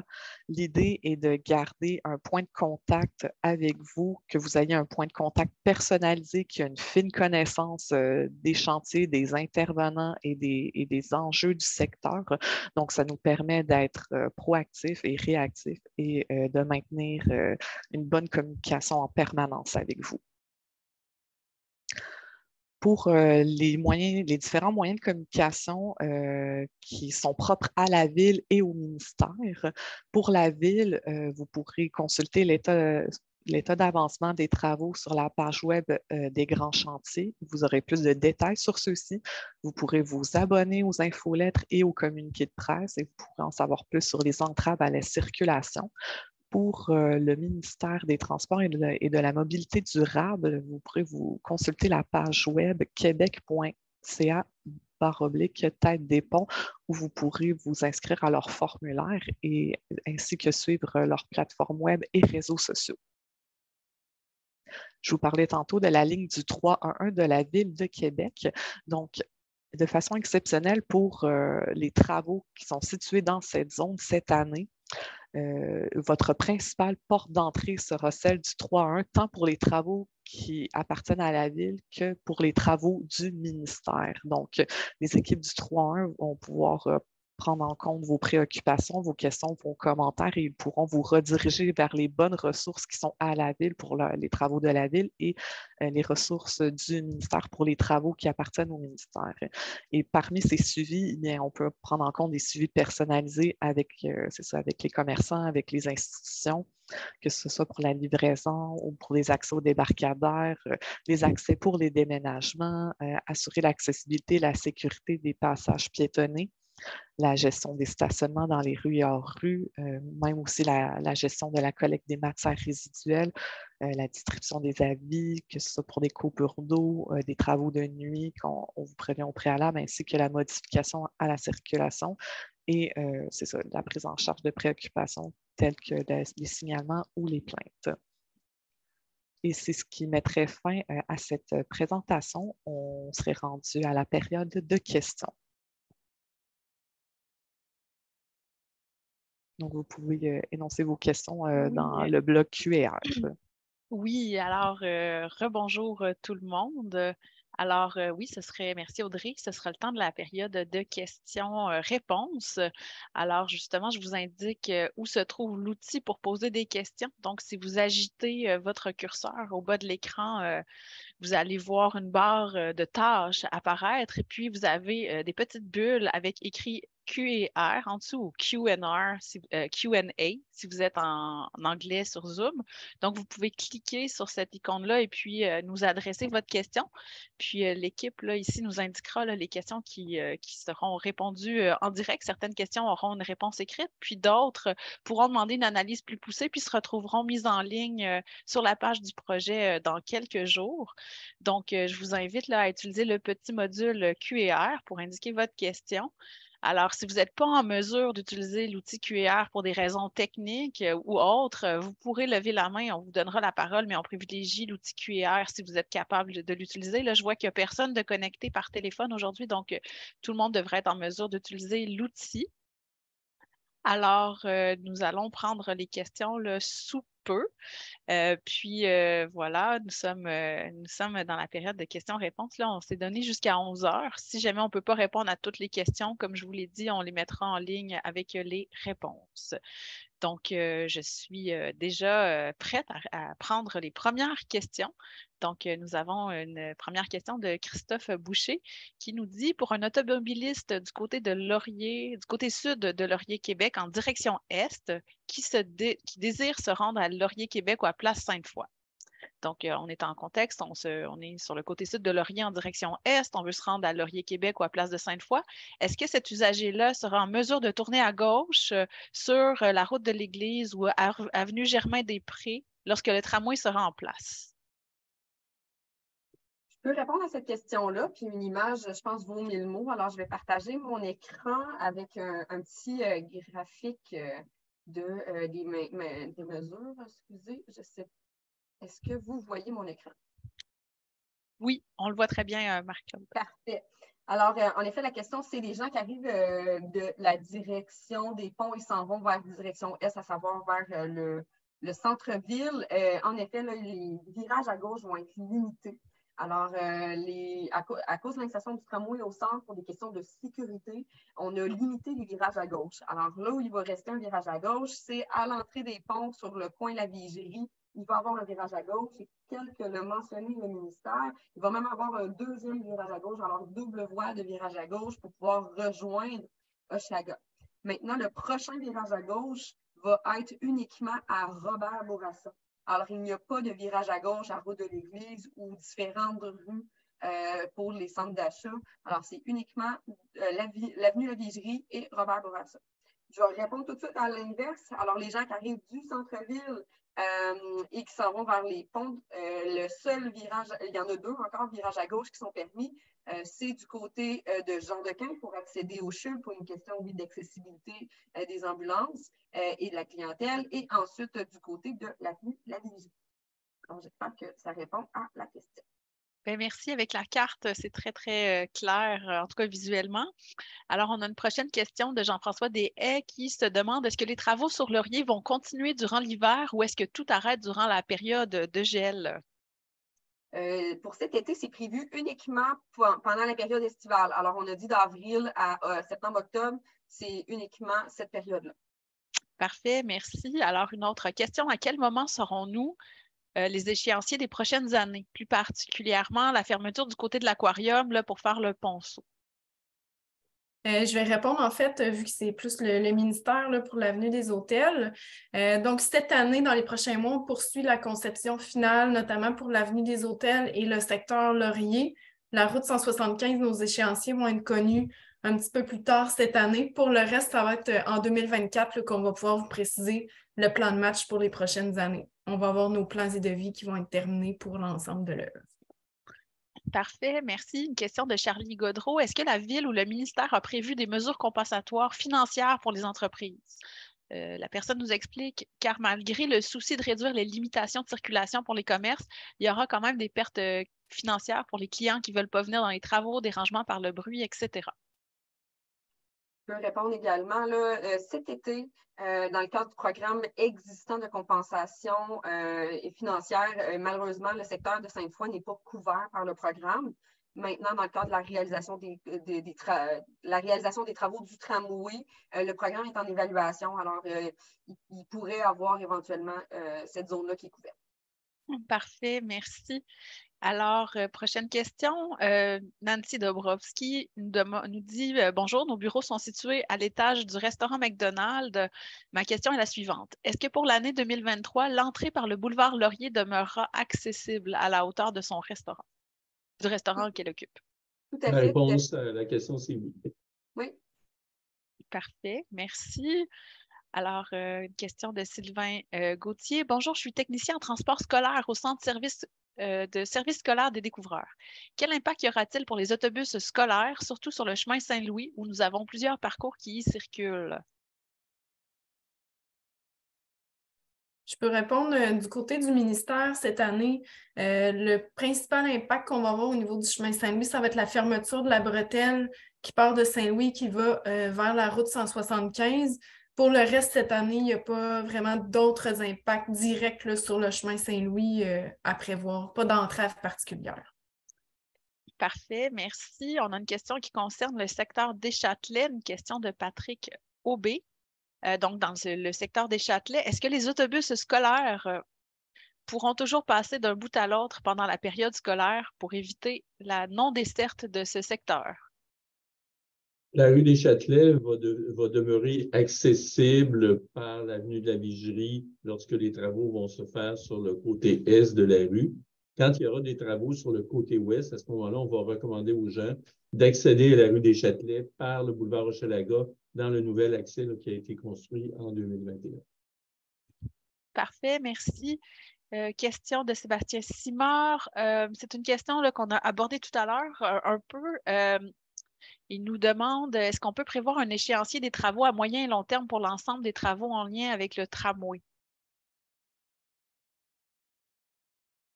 Je pensais que Nathalie est en train de répondre à la question. Ah oui, désolée, oui. Oui, parfait. Il y a une question qui est envoyée de façon écrite.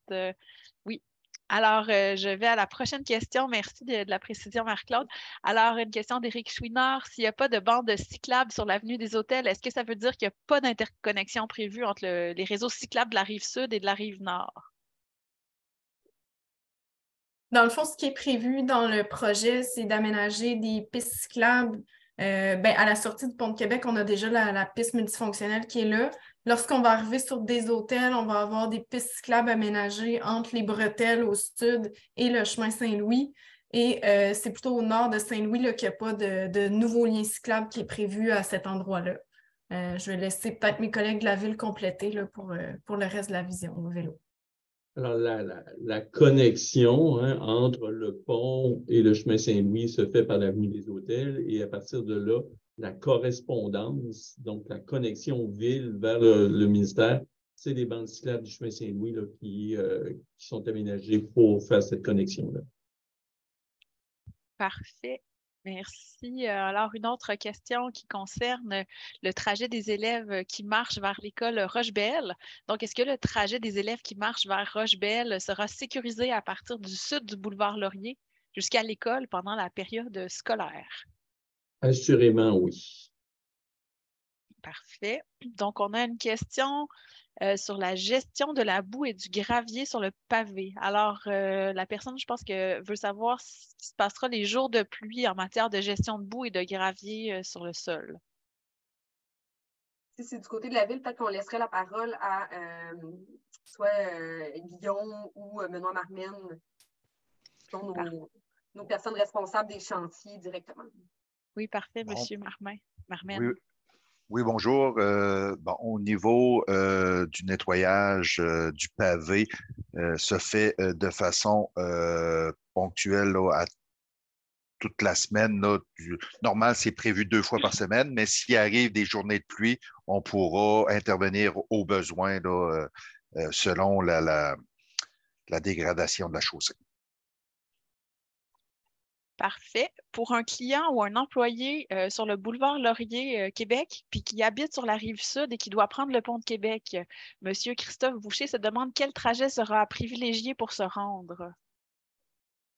Donc, ça va dépendre des différentes phases, là, des différentes entraves, fermetures qu'on va avoir selon les différents blocs de travaux. C'est certain que dans l'axe du pont de Québec, il va y avoir des entraves cette année. Lorsque la bretelle vers Laurier, mon collègue Simon tout à l'heure vous parlait qu'il va y avoir des fermetures sur de courtes périodes pour cette bretelle-là. Dans ces situations-là, peut-être que le pont Pierre-Laporte va être à privilégier, mais on va vous préciser au fil du chantier cet été là, les parcours qui seront à privilégier en fonction des fermetures combinées qu'il y aura.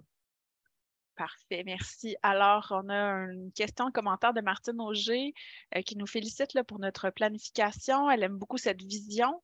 Elle nous demande, avez-vous pensé à un volet pour aider les commerces à s'arrimer à ce beau look moderne?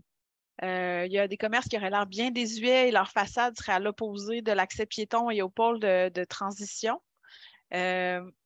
Toutefois, pour rebâtir le commerce, le McDo en synergie avec le beau paysage, il faudrait modifier vos lois sur la densité. Est-ce que c'est un élément qui est considéré?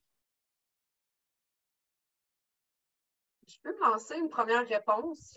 Dans le fond, je l'ai dit dès en entrée de jeu, dans le fond, il ne faut pas oublier que la Ville de Québec a déjà un programme particulier d'urbanisme qui vise à amener du développement et des réaménagements dans ce secteur-là.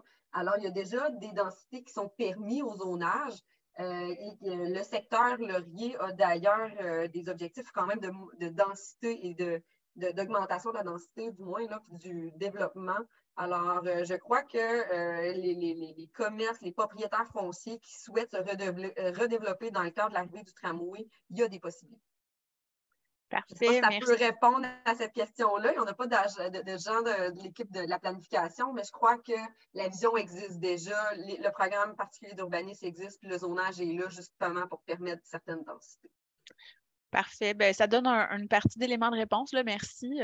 Alors, je voulais rappeler aux gens que l'outil QR est au bas de l'écran, puis vous pouvez nous envoyer vos questions par ce canal-là. Alors, on a du temps devant nous. On peut prendre des questions supplémentaires si jamais vous vous en posez.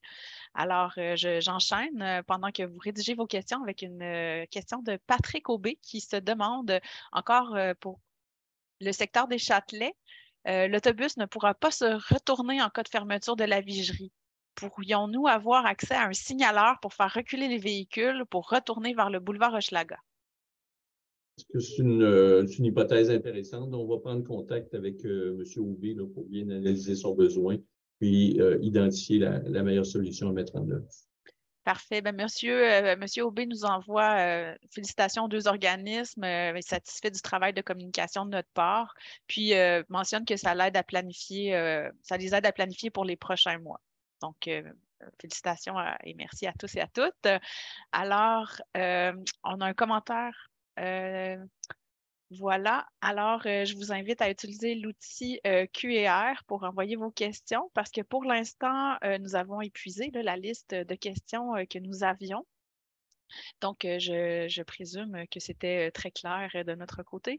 Alors, n'hésitez pas à envoyer vos questions à l'équipe. Nous sommes présents pour leur répondre. Puis, vous pourrez les reconsulter ou consulter les questions là, dans l'outil QR, questions et réponses que nous mettrons en ligne là, dans les prochains jours. Alors, si jamais vous voulez revoir ou vous avez des collègues qui n'auront pas pu être là aujourd'hui, ils pourront se rendre sur cette page et pouvoir accéder aux informations qui ont été partagées aujourd'hui. Alors, on a une question de Christophe Boucher. Combien d'arbres centenaires prévoyez-vous couper avec le projet de tramway? Je crois que c'est une question pour Étienne Saint-Pierre. Voilà. Yes. Ben, surprenamment, là, des arbres centenaires qui ont littéralement plus de 100 ans, il n'y en a pas tant que ça. Ce qu'il faut comprendre, c'est qu'on a des espèces d'arbres qui sont les plus gros là, sur l'ensemble du tracé. C'est des érables argentés, des ormes d'Amérique. C'est tous des arbres qui ont des croissances rapides, qui peuvent atteindre des dimensions plus importantes rapidement versus d'autres espèces. On peut avoir des arbres qui ont 60, 75 ans, 80 ans, puis qui ont des dimensions similaires à des arbres qui ont des centaines d'années. Mais il y a très peu d'arbres centenaires, surtout dans la section de Sainte-Foy. Je ne sais pas si je réponds en partie à la question. Mais... en ce qui me concerne, oui. À voir là, si la personne va envoyer une sous-question ou une question parallèle, là, si jamais ce n'était pas clair. Alors, nous avons une question qui concerne l'accès à des camions de livraison. Là, j'ai des chiffres dans la question, mais je ne parle pas le langage camion. Donc, j'imagine que c'est 53 pieds. Donc, l'accès à des camions de livraison sur la rue Sasseville n'est déjà pas facile. Avez-vous pensé à une alternative pendant les travaux? Essentiellement, là, la circulation des camions lourds va continuer à se faire comme elle se fait actuellement. Les camions lourds restent quand même là, quelque chose qui sont très, très peu nombreux. On ne peut pas concevoir le réseau spécifiquement, là, surtout un réseau de chantier spécifiquement pour accueillir ces camions-là. Parfait. Alors, on a une question qui concerne la passerelle piétonnière au-dessus d'Henri IV. Pensez-vous reconstruire la passerelle piétonnière au-dessus d'Henri IV prochainement? Ce serait facilitant pour les élèves de Rochebelle. C'est une question qui nous vient d'Éric Châteauvert. La Ville a toujours considéré qu'il y avait un besoin pour une passerelle à cet endroit-là. Alors, il y a effectivement là, une réflexion qui est en cours pour planifier éventuellement là, la reconstruction de la passerelle à peu près au même endroit où elle était dans le passé. Parfait. Alors, Étienne Saint-Pierre, la prochaine question est pour vous. En fait, c'est M. Boucher là, qui voulait rajouter une précision sur sa question précédente là, quand on parlait des arbres centenaires. Il nous dit que l'explication était claire, mais il n'y avait pas de nombre. Alors, il aimerait une précision en termes de nombre si vous l'avez. Oui, ben, c'est pas la première fois qu'on a cette question-là. Là. Dans le fond, on n'a pas de nombre parce qu'on n'a pas l'âge des arbres. Quand on recule dans l'inventaire de la Ville de Québec, sur le plus longtemps que les arbres ont été inventoriés suivant leur plantation, on n'a pas d'arbres centenaires. Après ça, si on fait l'analyse des photos aériennes, ben, on n'a pas de photos qui reculent à 1913. Puis encore là, la qualité de résolution des années de photos qui sont dans les années 1930-1940 ne nous permettent pas de dire hors de tout doute que cet arbre-là était présent en 1913 ou en 1923. Fait que déjà là, on n'est pas en mesure d'établir la date de plantation réelle des arbres, puis on ne fait pas de sondage au niveau des troncs pour savoir la quantité de cerne annuelle pour avoir l'arbre. Ça crée des plaies. Dans le souci de protéger les arbres, ce n'est pas des interventions qu'on fait. T'sais, si on a à couper l'arbre, peut-être qu'on pourrait compter les plaines, les cernes annuelles. Fait que ce qui nous amène, c'est qu'on n'a pas de nombre d'arbres centenaires. C'est un peu l'explication que je donnais, c'est qu'en fonction des dimensions, de la croissance des arbres, il n'y a rien qui nous donne l'indice qu'on a beaucoup d'arbres centenaires sur le tracé du projet de tramway. Si on regarde l'évolution de la construction de la ville et compagnie, puis les photos qu'on a, il n'y a rien qui nous dit qu'on a des arbres centenaires hors de tout doute sur un élément, par exemple. Parfait. Merci pour la précision. Oui, allez-y, Mme Mercier-Larouche. Oui, peut-être que je voudrais ajouter là-dessus que dans les 1584 arbres là, du tramway qui étaient situés le long du tracé du tramway qu'on devra abattre, la majorité étaient des frênes qui étaient destinés à mourir de toute façon. Donc, il faut le savoir. Puis, on a quand même mis de l'avant, notre administration, un ratio audacieux qui va venir verdir notre ville. Donc, un ratio de compensation de 20/1. Donc, en fait, ça veut dire qu'à terme, là, au-delà de la vision large qui prévoyait déjà 100 000 arbres, bien, avec le projet de tramway, on rajoute 30 000 arbres de plus sur le territoire avec notre ratio de compensation. Et notre ratio de compensation, il est vraiment à l'échelle du quartier. Donc, par exemple, le nombre d'arbres qui devront être abattus dans le cadre du projet de tramway, dans le quartier de Sainte-Foy, que ce soit Pointe-Sainte-Foy ou que ce soit de Saint-Louis-Sillery, en fait, parce que le boulevard Laurier est séparé en deux ou du plateau, mais à ce moment-là, le ratio de compensation va être appliqué à l'échelle du quartier. Donc, à terme, c'est vraiment non seulement un aménagement qu'on procure le projet de tramway, plus de mobilité, mais aussi un meilleur verdissement pour notre ville. Voilà. Parfait, merci pour les précisions supplémentaires. Une question de Patrick Aubé. Nous avons un transporteur d'autobus scolaire sur la rive sud. Aura-t-il accès aux voies réservées à la fin des travaux? Est-ce que la question s'adresse au ministère? Oui. Actuellement, ce qui est prévu, c'est que ce soit les autobus de la ST Lévis qui empruntent ce corridor-là, étant donné que avec le parcours qu'on a, le passage dans le tunnel, l'accès au bout de ça, en fait, est le secteur du terminus du pôle d'échange Sainte-Foy qui est dédié aux autobus de la ST Lévis. Donc, actuellement, c'est ce qui est prévu. On pourra analyser s'il y a d'autres possibilités éventuelles, mais pour l'instant, c'est ce qui est prévu. Parfait. Alors, nous avons une question qui nous vient. La question est la suivante. Est-ce qu'il y a des difficultés d'accès par le pont La Porte pour entrer dans la ville? Alors, est-ce qu'on prévoit, dans le fond, des difficultés d'accès par le pont Pierre-Laporte lors de l'entrée dans la ville pendant les travaux? Il y a des travaux également prévus sur la Rive-Sud cette année, sur le réseau du ministère, mais aussi sur le réseau de la ville de Lévis. Donc, on s'arrime avec eux pour avoir une vision d'ensemble des différentes entraves. Donc, on va s'assurer avec eux que lorsqu'il y a un des ponts qui a plus d'entraves, que l'autre soit bien accessible. Donc, il y a tout un arrimage. Il y a une vision d'ensemble qui pourra être peut-être rendue disponible éventuellement lorsque la Rive-Sud présentera aussi les entraves à venir cette année. Parfait, merci. Alors, une question sur les arbres à abattre. Donc, Benoît Poulain, en suivi, veut savoir si on évalue l'état de santé des arbres à abattre. Oui, absolument. Dans l'inventaire des arbres, tous les arbres qui sont inventoriés ont une appréciation qualitative de la condition de santé de l'arbre. Parfait. Ce qui nous permet de savoir un peu l'indice de santé des arbres qu'on a sur l'ensemble du projet. Oui, c'est une donnée qui est prise dans l'inventaire. Parfait, merci beaucoup. Alors, je ne vois plus de questions dans l'outil questions-réponses. Alors, d'habitude, d'expérience, je sais que quand j'annonce qu'on termine, plusieurs questions se mettent à arriver. Donc, je vous laisse la chance de rédiger peut-être une dernière question avant que j'annonce la fin de la séance aujourd'hui. Alors, voilà, je laisse quelques secondes. Puis après, je vais fermer officiellement la séance d'aujourd'hui. Je vous remercie pour vos questions très intéressantes. Alors, on en a une nouvelle de Chantal Nadeau qui se demande comment on peut prendre contact avec les agents de service. Oui, bien, Héloïse, je peux y répondre. En fait, comme il a été présenté tout à l'heure, vous pouvez communiquer avec la ligne téléphonique du 3-1 de la Ville de Québec. C'est vraiment votre principale porte d'entrée pour nous faire part de vos préoccupations, vos commentaires ou vos questionnements quant à la nature de la réalisation des travaux.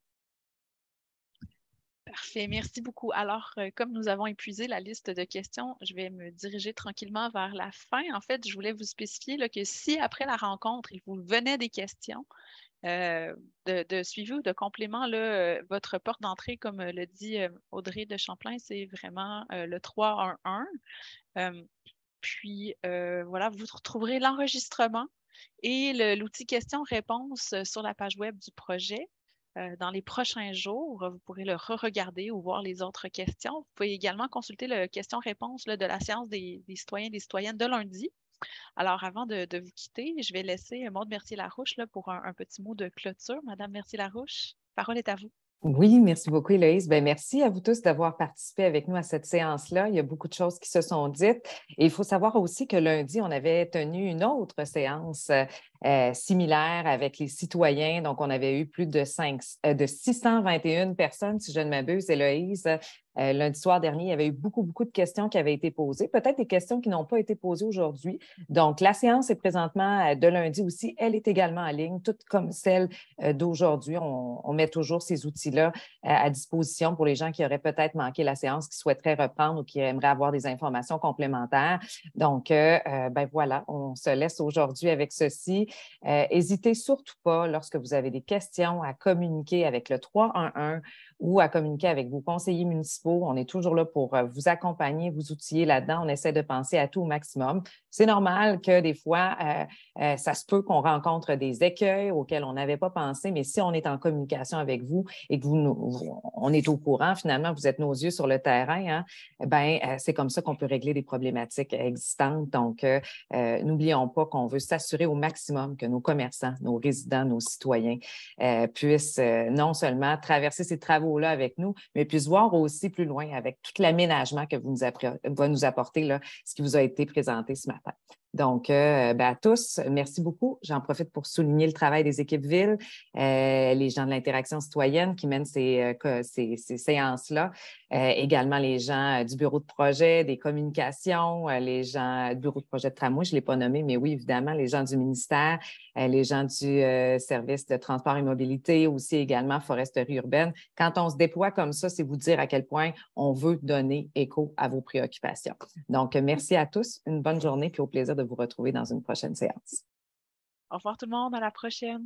Au revoir. Merci à vous, au revoir.